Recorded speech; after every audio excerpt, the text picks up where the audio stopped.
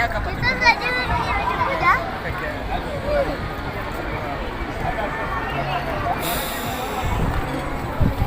Oh, kita salah luhur di titik itu dulu ya.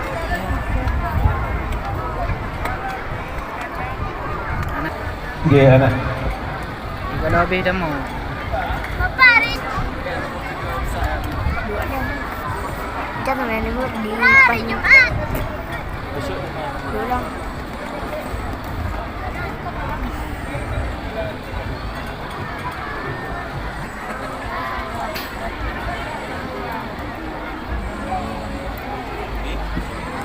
Hai, cek.